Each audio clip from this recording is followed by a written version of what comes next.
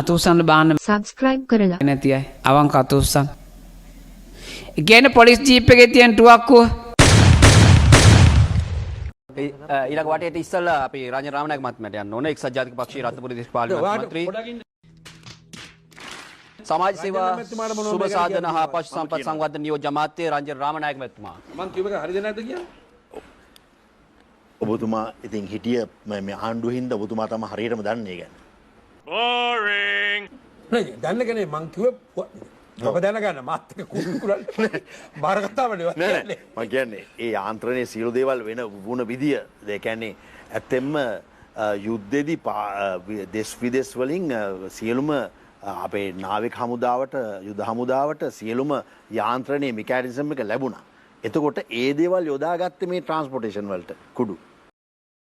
ඒ කියන්නේ එතනදී ආරක්ෂක ලේකම්තුමාටත් හිටපු ජනාධිපති මහින්ද රාජපක්ෂ මැතිතුමාටත් ඇස් පියාගන්න බෑ. මොකද ඔහුගේ එතුමාගේ ආණ්ඩුවේ අගමැතිවරයා මෙච්චර කුඩු කිලෝ 261ක් වගේ ගේන ලියුම් දෙද්දි කන්ටේනර් වලින් එද්දි ට්‍රැක්ටර් වල එන්ජින් ගලවලා ඒ එන්ජින් ඇතුලේ එද්දි කිලෝ ගණන් මම දන්නේ නැහැ මම දැක්කේ නැහැ මට වග කියන්න බෑ කියලා කියනවා නම් ඔහු ජනාධිපතිවරයෙක් නෙමෙයි. මොකද අනිත් සියලුම ප්‍රශංසා හිමි විය යුතු දේවල් වලට නෑ මම තනියම කළේ කියලා කියනවා නම් කවුරුත් කියන්නේ මම කරපු හැටි මෙහි. අපි තමයි හොඳටම කරලා තියෙන්නේ. අපි හිතමු යුද්ධ ගැන කියද්දි කියනවා එතුමා ලියා ගන්නවා ගෝඨාස් වෝ කියලා ලියා ගන්නවා. මහින්ද මහත්තයා ලියා ගන්නවා මහින්දස් වෝ කියලා. එතකොට කුඩු ගෙන්නුවා නම් කුඩු වෝස් කියලා ලියන්නත් වෙනවා. මේ පලාතන කුඩුයි සංජය බෙදන්නේ මූ. ඒ කියන්නේ ඩ්‍රග් කින් කියලාත් ලියා ගන්න වෙනවා. මේ වගේ ලෝක හොරෙක්. මොකද දැන් සියලුම දෙයට රජා බලපාන රජා වගකිය යුතුනේ. අධිවේග මාර්ග ගහන්නේ කවුද? මහින්ද රාජපක්ෂ මහත්මයා. එතකොට රට සංවර්ධනය කරන්නේ කවුද? මහින්ද රාජපක්ෂ මහත්මයා. එතකොට කුඩු ගේන්නේ කවුද? මොකද්ද? එතකොට ඒකට විතරක් වෙන කෙනෙක්ව අල්ලන්න බෑනේ. අන්න ඒ වගේ මං හිතන්නේ සියලු දේ කුඩු වලට සම්බන්ධ නැහැ රංජන මැතිතුමා. My time has come. මෙතුමා වගකීමෙන් කියනවා එතුමා කුඩුවට සම්බන්ධ නැහැ කියලා. ඒ කියන්නේ නෑ වගේ මේ මං කියන්නේ. Discord time. ඒ කියන්නේ තාම බයයි. තාම බයයි. මම නම් බය නෑ. මෙහෙමයි. ඒක නෑ රංජන මම මේ යන්න. 2005 ඉඳන් මේක කිව්වා. මම තාමත් බය නෑ. මම එදත් බය නෑ. අදත් බය නෑ. මම කියන්නේ එතුමා S2 පියන් නොහිටිය නම් දැනුත් මම කියනවා. ඔබතුමාගේ කතාව හරි. මේ හරිනේ. මම කොට බය වෙන්නේ. දැන් ආයේ වටෙන් යනවා. වටෙන් නෙමෙයි මම වටෙන් කුඩු ගෙනාව. එතුමා කුඩු ගෙනාව. නෑ එතුමා කුඩු ගෙනාවේ නෑ. රංජන් ඇමතිතුමා මේ කොටු ගෙනීම පිළිබඳව යුද්ධ නැවැත්වූ වගේ එතුමා කොන්ද කැණින් හරියට හිටියනම් මේක නවත්තන්න තිබුණා. ඒ කියන්නේ පුළුවන්කම තිබුණා නවත්තුවේ නෑ. ඉතින් පුළුවන්කම තිබුණා නම් නවත්තන්න ඕන. පුළුවන්කම තියෙන්න එපා ඒක නවත්තන්න.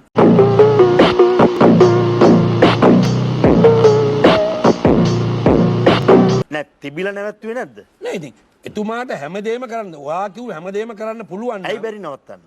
ඒක තමයි කියන්නේ. ඒක තමයි කියන්නේ. වක්‍රාකාරව සියලු දෙනාට ප්‍රතිපාදන ලැබිලා තියෙනවා. I don't like where this is going. කාටද?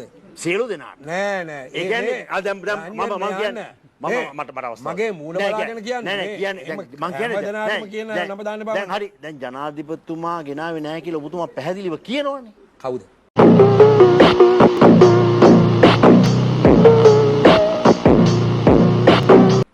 එතුමා කුඩු කන්ටේනර් අපි මේ තර්කය ගොඩනගන්න යන්නේ මේ රටට කුඩු ගෙනාව නම් යුද්ධ ඉවර කරපු ප්‍රශංසාව ජනාධිපතිතුමාට ලැබෙනවා නම් හරි අධිවේග මාර්ග හැදුව ප්‍රශංසාව ජනාධිපතිතුමාට ලැබෙනවා නම් එතකොට රට සංවර්ධනය කරන ප්‍රශංසාව ජනාධිපතිතුමාට ලැබෙනවා නම් කුඩු ගේමේ ප්‍රශංසාවත් එතුමාට හිමි විය යුතුයි කියන මතය තමයි මම ඉන්නේ. මං එක කියන්න බය නෑ. මම 2005 ඉඳලා ඒක කිව්වා. මම 2006ත් කිව්වා. පවුල කෙනෙක් වෙන්නත් පුළුවන්ද? පවුල කෙනෙක් නම් එතුමාගේ ලේනේ. එතකොට ලේ ධාතුව සම්බන්ධයිනේ. නෑ එහෙම නෙවෙයි. දැන් ඔය වක්‍රමනේ ඔබතුමා ඔය තර්කයක් ගොඩනගන්නේ. ඒ කියන්නේ රටක ජනාධිපතිවරයාට අනිවාර්යයෙන්ම ඒ සඳහා මැදිහත් වෙලා නවත්තන්න ක්‍රියා කළ යුතුයි.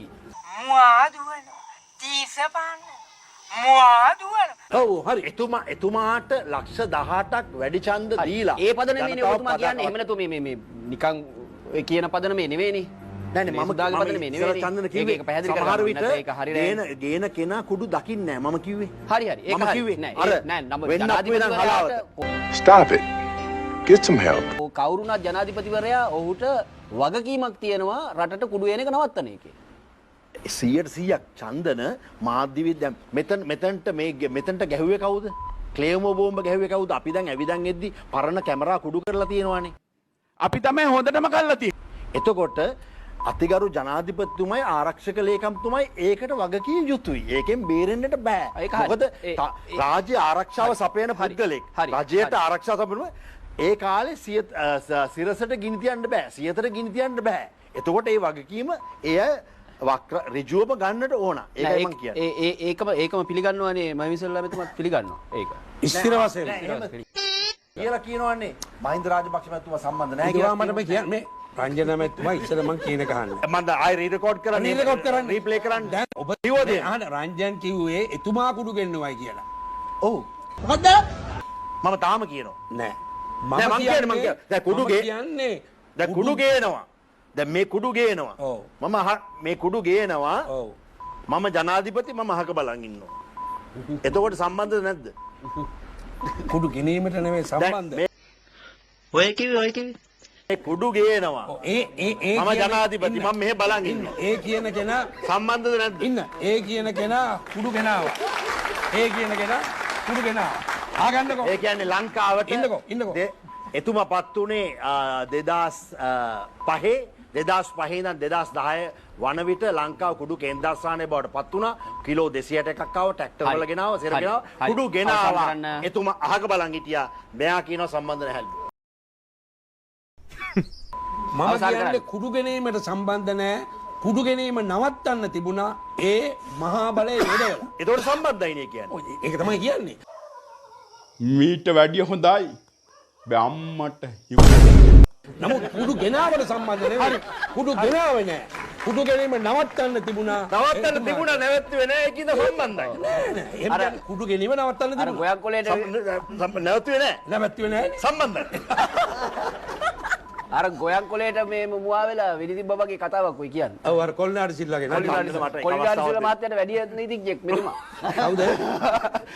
අපි විරාමයට ගිහලා ආපහු එමු. විරාමයට ගිහලා එමු. බොහොම ස්තුතියි. අපි සටන සංවාදයේ විරාමයට යනවා නැවතත් අපි ආමු. තාම බයයි.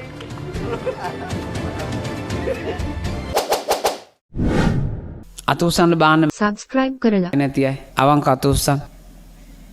ඉගෙන පොලිස් ජීප් එකේ තියෙන ටුවක්කුව